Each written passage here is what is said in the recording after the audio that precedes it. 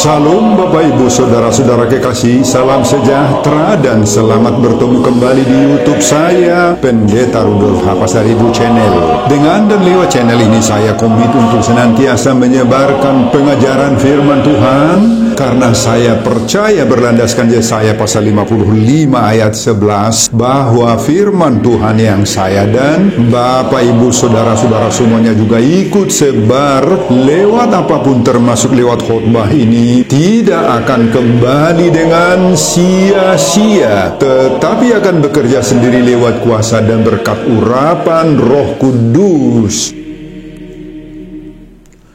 Mari Bapak Ibu Saudara-saudara semuanya, saya ajak membantu saya menyebarkan pengajaran firman Tuhan, khotbah di ibadah minggu ke-9 sesudah Trinitatis 17 Agustus 2025. Terambil dari kitab 1 Petrus pasal 2 ayat 11 sampai 17 dan epistel dari Yeremia pasal 34 ayat 12 sampai 16. Diikat oleh topik atau tema hiduplah sebagai orang merdeka. Dalam bahasa Batak Toba dituliskan, mangolu songon ngolu ni akanaung malua. Saya baca untuk kita, simaklah pembacaan firman Tuhan berikut ini. Judul perikop 1 Petrus pasal 2 ayat 11 sampai 17 ini, peringatan untuk hidup sebagai hamba Allah. Saudara-saudaraku yang kekasih, aku menasihati kamu supaya sebagai pendatang dan perantau, kamu menjauhkan diri dari keinginan-keinginan daging yang berjuang melawan jiwa. Milikilah cara hidup yang baik di tengah-tengah bangsa-bangsa bukan Yahudi, supaya apabila mereka memfitnah kamu sebagai orang durjana, mereka dapat melihatnya dari perbuatan-perbuatanmu yang baik dan memuliakan Allah pada hari Ia melawat mereka. Tunduklah karena Allah kepada semua lembaga manusia, baik kepada raja sebagai pemegang kekuasaan yang tertinggi, maupun kepada wali-wali yang diutusnya untuk menghukum orang-orang yang berbuat jahat dan menghormati orang-orang yang berbuat baik. Sebab inilah kehendak Allah, yaitu supaya dengan berbuat baik kamu membungkamkan kepicikan orang-orang yang bodoh.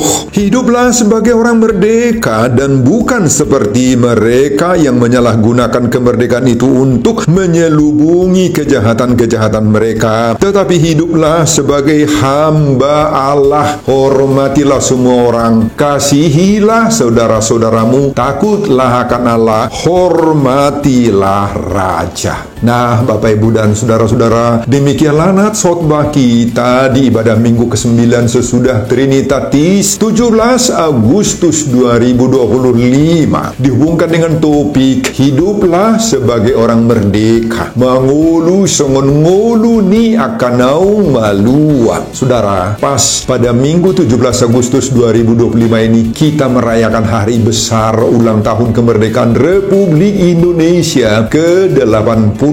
Hari kemerdekaan ini mengingatkan kita lepasnya bangsa kita dari penjajahan baik Belanda selama 350 tahun dan Jepang selama 3,5 tahun. Di saat kita sedang berjuang mendapatkan kemerdekaan ini, kita menghadapi berbagai-bagai kesusahan, penderitaan, dan bahkan pengorbanan dalam segala hal, baik pengorbanan dalam materi dan rohani, pengorbanan dalam harta milik, nyawa juga, dan sebagainya. Para tentara kita banyak yang gugur dalam memperjuangkan dan mempertahankan negara Republik Indonesia sebagai pahlawan-pahlawan kesuma bangsa. Nah, saudara, kemerdekaan begitu mahal dan berharga sekali dan tidak diperoleh secara otomatis atau lewat pemberian hadiah, tetapi harus dengan mempertaruhkan dan memperjuangkan segala segala-galanya, terutama pertaruhan nyawa. Tetapi dengan dan lewat serta melalui kemerdekaan itu, maka terangkatlah harkat, martabat, dan derajat sesuatu bangsa itu menjadi satu bangsa yang berdaulat penuh, mandiri, punya harga diri. Lewat kemerdekaan itulah maka bangsa kita sejak 17 Agustus 1945 menjadi sama, setara, sederajat dengan semua bangsa-bangsa besar di dunia. Kita sudah bisa berdiri sama tinggi, duduk sama rendah, bahkan dengan para penjajah-penjajah kita sebelumnya toh. Lewat kemerdekaan itu maka bangsa kita memiliki kesempatan untuk mengurus dirinya sendiri, membangun segala sisi-sisi kehidupan berbangsa, meningkatkan taraf hidup, kecerdasan, memperoleh ilmu pengetahuan dan teknologi serta kemajuan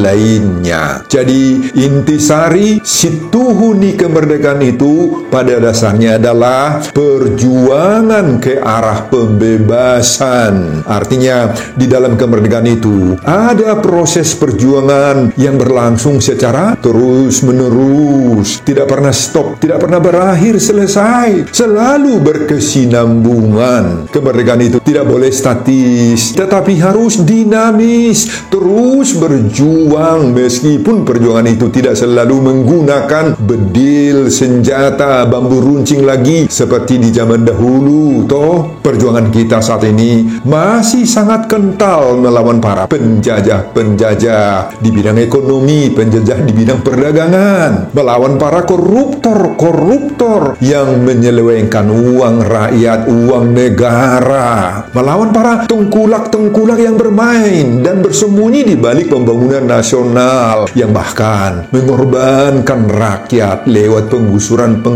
rumah yang berada di zona pembangunan, melawan kemiskinan, kemelaratan, ketidakmerataan hasil-hasil pembangunan, dan lain-lain. Jadi perjuangan itu Bapak Ibu tidak pernah berakhir meskipun kita sudah tiba di era sesudah 80 tahun kemerdekaan Republik Indonesia. Sebab kita masih terus diperhadapkan dengan 1001 macam ikatan-ikatan, rantai-rantai ketidakbebasan, ketidakmerdekaan, dan bahkan berbagai-bagai keprihatinan. Kita masing-masing dan sedang menghadapi penjajahan dan apalagi perbudakan iblis, dosa, dan setan-setan dalam hidup ini. Nah saudara, sekali lagi perjuangan kita masih akan terus berlangsung meskipun telah 80 tahun kita merdeka secara politis. Nah saudara, khotbah kita Minggu tanggal 17 Agustus 2025 berketetapan merayakan suasana memperingati ulang tahun kemerdekaan Republik Indonesia ke-80 ini terambil dari 1 Petrus pasal 2 ayat 11 sampai 17. Saudara, surat 1 Petrus ditulis kepada orang-orang yang tersebar di berbagai-bagai tempat diaspora di wilayah Romawi. Banyak di antara mereka hidup di tengah-tengah penganiayaan dan ketidakadilan. Pada pasal 1 ayat 1 ditulis, kepada orang-orang pendatang yang tersebar di Pontus, Galatia, Kapadokia, Asia Kecil, dan Bitinia. Nah, orang-orang Kristen yang berserak sebagai pendatang di tengah-tengah masyarakat yang mayoritas kafir ini sangat kecil jumlahnya. Ditambah lagi bahwa mereka juga menghadapi berbagai-bagai tantangan berat hingga mengalami berbagai-bagai penderitaan, terutama akibat imannya. Namun, ada hal yang sangat menggembirakan bahwa mereka ternyata bertahan kuat dalam iman. Kenapa bisa bertahan? Karena mereka sudah menghidupi pengorbanan Yesus buat semua orang percaya. Mereka percaya ada upah dari Tuhan lewat imannya yang bisa bertahan itu. Tetapi meski sebagai pendatang atau perantau diaspora, Petrus mengingatkan pada ayat 11 khotbah kita ini bahwa orang percaya harus tetap dipanggil untuk hidup benar di dunia, supaya melalui hidup kita orang lain melihat kemuliaan Tuhan. Nah, mari kita lihat isi khotbah kita 1 Petrus pasal 2 ayat 11 sampai 17 ini. Pada ayat 11, Petrus mendorong agar orang percaya dimanapun hidupnya harus menjauhkan diri dari keinginan-keinginan daging yang berjuang melawan jiwa. Apa artinya itu? Orang percaya tidak boleh ikut terbawa-bawa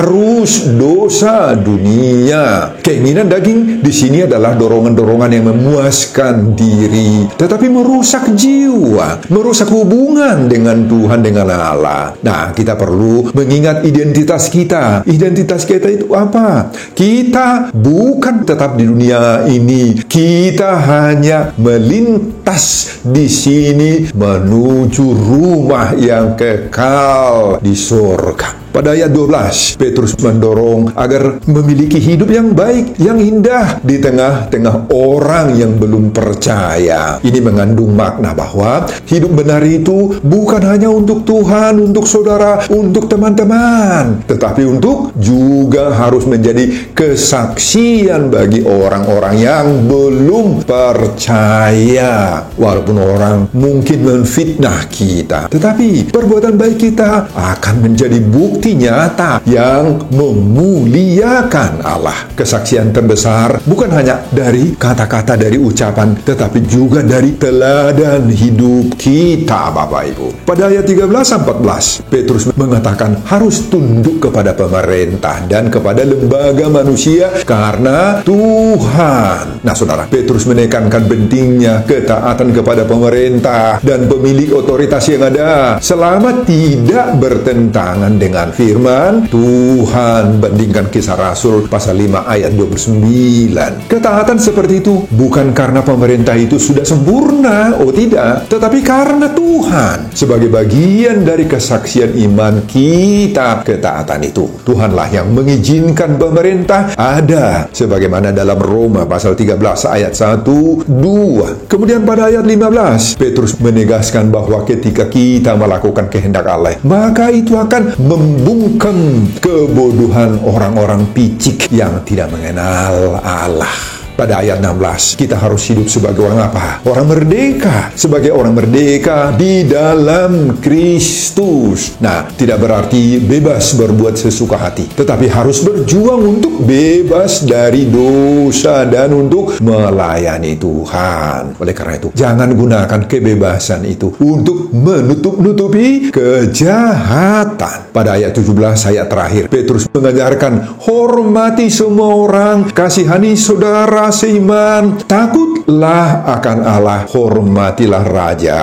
Nah, di sini Petrus memberi 4 sikap penting dari kita. Pertama, hormati semua orang, bahkan yang berbeda iman atau pandangan, hormati mereka. Kedua, kasihi saudara seiman, kasih persaudaraan yang tulus itu. Ketiga, takut akan Allah, hormat dan tunduklah totalitas hidup kepada Tuhan. Dan keempat, hormatilah raja. Taati otoritas dunia sejauh otoritas raja itu tidak menyalahi kehendak Allah. Nah, Bapak, Ibu, dan saudara-saudara, itulah isi khotbah kita di minggu ke-9 sesudah Trinitatis 17 Agustus 2025, dihubungkan dengan topik hiduplah sebagai orang merdeka, mengulu songon nguluni akanaung malua. Apa pengajaran Tuhan bagi kita lewat khotbah ini, Bapak Ibu? Pengajaran pertama, meski sebagai pendatang di dunia, jangan ikuti pola hidup duniawi, jadilah saksi Kristus melalui hidup kita. Ayat 11-12. Nah, saudara, Paulus menegaskan pada ayat 11 dan 12 ini, supaya sebagai pendatang dan perantau, kamu menjauhkan diri dari keinginan-keinginan daging yang berjuang melawan jiwa. Milikilah cara hidup yang baik di tengah-tengah bangsa-bangsa, bukan Yahudi, supaya apabila mereka memfitnah kamu sebagai orang durjana, mereka dapat melihatnya dari perbuatan perbuatan-perbuatanmu yang baik dan memuliakan Allah. Nah, saudara, inilah identitas kita. Kita adalah pendatang di dunia ini. Oleh karena itu, jangan terikat kita kepada pola hidup yang salah. Sekali lagi, inilah identitas kita itu, Bapak Ibu. Tetapi meski sebagai pendatang di dunia ini, kita tidak boleh dipengaruhi, diikat oleh segala kerusakan-kerusakan moral, mental, segala keinginan-keinginan jahat, keinginan daging yang disodorkan oleh dunia ini. Kita harus bisa menjaga diri kita ini sebagai anak-anak Tuhan,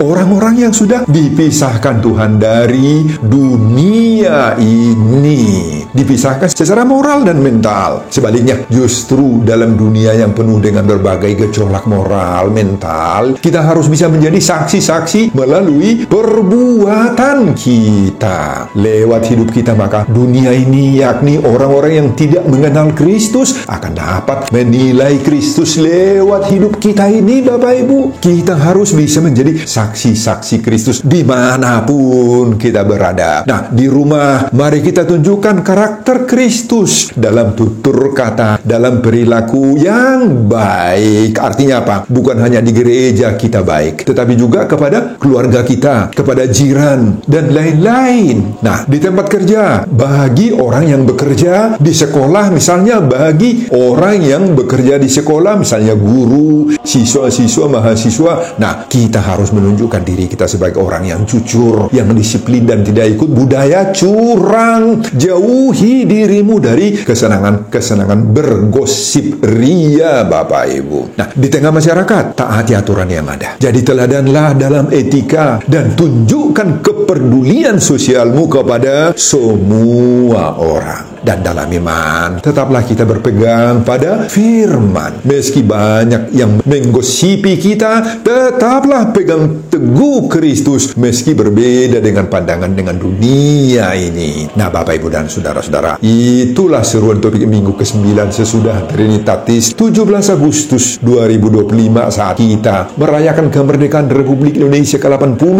Hiduplah sebagai orang merdeka, mangulu songon ngulu niakan naung malua. Pengajaran kedua, tunduk kepada semua lembaga manusia dan wali-wali yang diutusnya. Ayat 13-14. Nah, pada ayat 13-14 itu ditulis, tunduklah karena Allah kepada semua lembaga manusia, baik kepada raja sebagai pemegang kekuasaan yang tertinggi maupun kepada wali-wali yang diutusnya. Kata Yunani yang dipakai untuk tunduklah di sini hipotasso, dari kata hipo yakni under dan tasso, to place in under. Nah, artinya itu apa? Hipoteso atau tunduklah itu tempatkanlah diri kita seturut dengan aturan yang berlaku atau diberlakukan. Itulah ketundukan itu.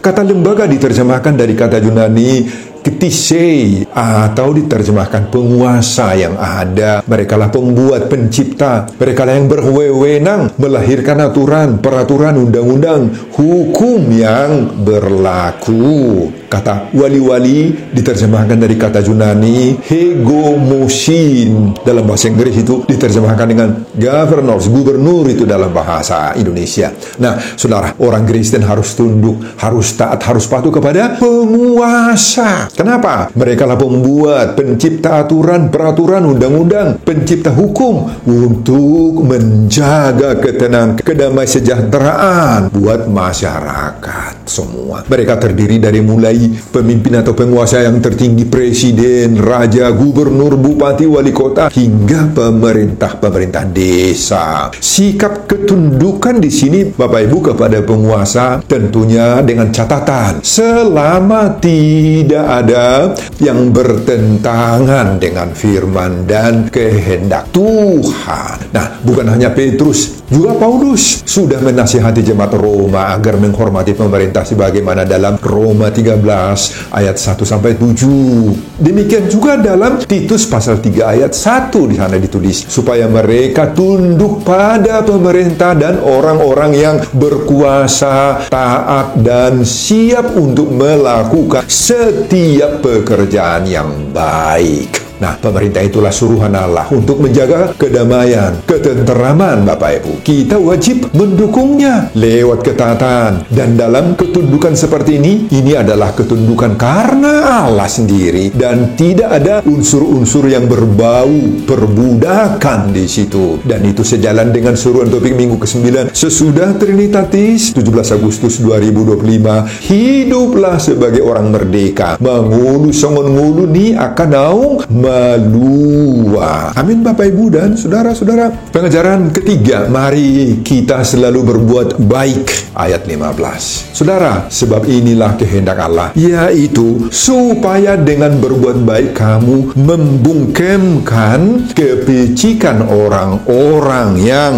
bodoh. Nah, saudara, Petrus mengetahui bahwa hampir semua orang di lingkungan di mana orang Kristen hidup itu selalu berbuat tidak senonoh kepada orang Kristen. Mereka memfitnah, membenci, menuduh orang Kristen itu jahat. Padahal orang Kristen tidak berbuat jahat seperti tuduhan-tuduhan mereka. Dalam hal ini, Petrus mendorong mereka untuk bersabarlah. Jangan melawan kejahatan dengan kejahatan. Jangan ada balas dendam kepada mereka. Jangan kedapatan orang Kristen itu berlaku jahat. Sebaliknya, Petrus mendorong mereka agar orang Kristen itu harus membalasnya dengan berbuat baik. Karena perbuatan baik inilah yang membungkemkan kepicikan orang bodoh. Kata Petrus di sini, kata Yunani yang dipakai untuk berbuat baik di sini, Bapak Ibu, agatopoieo, artinya melakukan yang baik yang menurut hati yang terdalam kita. Jangan melawan suara hati yang terdalam kita ini. Dan perbuatan baik kita itu akan baik bagi orang yang menerimanya. Nah, saudara, memang ini sesuatu yang penuh tantangan bagi kita tentunya. Tetapi hanya dengan cara itulah kita berhasil, tanda kutip, melawan orang-orang yang menjengkelkan hati kita ini. Saudara, semoga juga kita bisa mempraktekannya. Amin, Bapak Ibu dan saudara-saudara. Pengajaran keempat, jangan menyalahgunakan kemerdekaan, ayat 16. Nah, pada ayat 16 ditulis, hiduplah sebagai orang merdeka dan bukan seperti mereka yang menyalahgunakan kemerdekaan itu untuk menyelubungi kejahatan-kejahatan mereka, tetapi hiduplah sebagai hamba Allah. Nah, saudara, Paulus juga mengingatkan hal seperti itu pada Galatia 5 ayat 13. Di sana ditulis, saudara-saudara, memang kamu telah dipanggil untuk merdeka, tetapi janganlah kamu mempergunakan kemerdekaan itu sebagai kesempatan untuk kehidupan dalam dosa, melainkan layanilah seorang akan yang lain oleh kasih.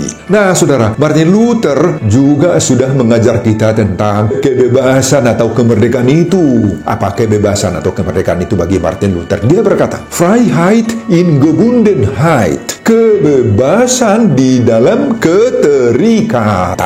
Apa artinya? Memang dalam segala hal kita sudah merdeka, sudah bebas. Ada hak autoritas kita untuk melakukan apa saja keinginan-keinginan kita, kata Martin Luther. Tetapi ingat, kata Martin Luther, pada saat kita melakukan segala sesuatu dengan merdeka, dengan bebas itu, kita juga terikat akan sesuatu hal, terikat kepada kehendak Kristus. Itulah keterikatan kita itu. Melakukan yang sesuai dengan kehendak Allah, itulah ukuran, itulah standar dari segala yang baik bagi kita. Itulah dasar kemerdekaan dan kebebasan kita. Kita bebas pergi kemana-mana, toh, ke restoran bisa, ke mall, ke tempat hiburan, dan lain-lain. Ke semua tempat bisa. Tetapi di saat kita di restoran, di mall, di tempat hiburan, ingatlah, sekali lagi ingat, kita adalah anak-anak Tuhan, orang-orang kudus. Inilah ikatan itu, bebas tetapi terikat. Amin, Bapak Ibu dan saudara-saudara. Pengajaran kelima, hormati orang lain, ayat 17. Saudara, pada akhir khotbah ini, ayat 17, Petrus menuliskan, hormatilah semua orang, kasihanilah saudara-saudaramu, takutlah akan Allah, hormatilah raja.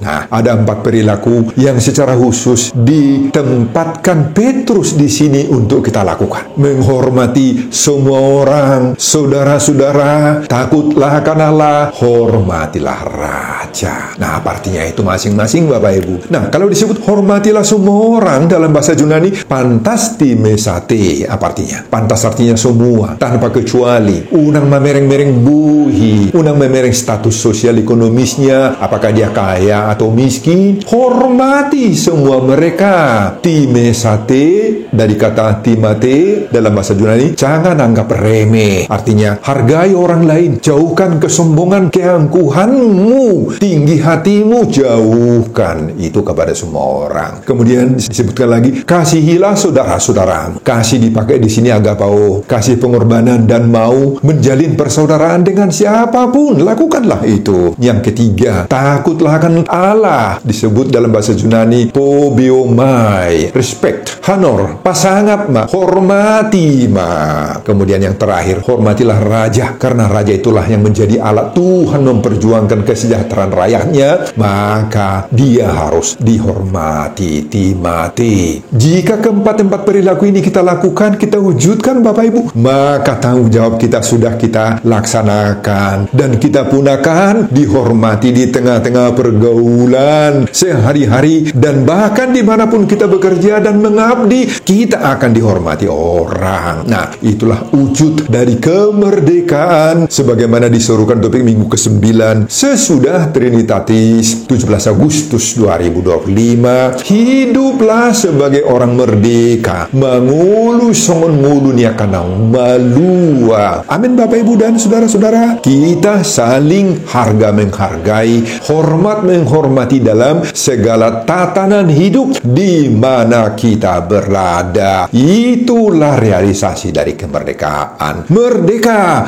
merdeka, merdeka. Sebelum saya mengakhiri khotbah ini, kembali saya mengajak Bapak Ibu dan saudara-saudara untuk membantu saya menyebarkan pengajaran firman Tuhan khotbah di ibadah minggu ke-9 sesudah Trinitatis 17 Agustus 2025 dari 1 Petrus pasal 2 ayat 11 sampai 17 ini, agar semakin banyak orang yang mau sungguh-sungguh memahami dan melakukan pesan topik minggu ini. Hiduplah sebagai orang merdeka, mengulu songon ngulu niakanau madua, termotivasi lewat khotbah ini. Simak juga video-video khotbah saya yang lain agar Bapak Ibu dan saudara-saudara memiliki sentuhan dan pemahaman rohani yang semakin diperkaya. Buka di YouTube saya, Pendeta Rudolf H. Pasaribu Channel. Selamat mengikuti ibadah minggu ke-9 sesudah Trinitatis. Tuhan Yesus memberkati kita. Salam Horas. Amin. Bapak, terima kasih untuk firman-Mu yang begitu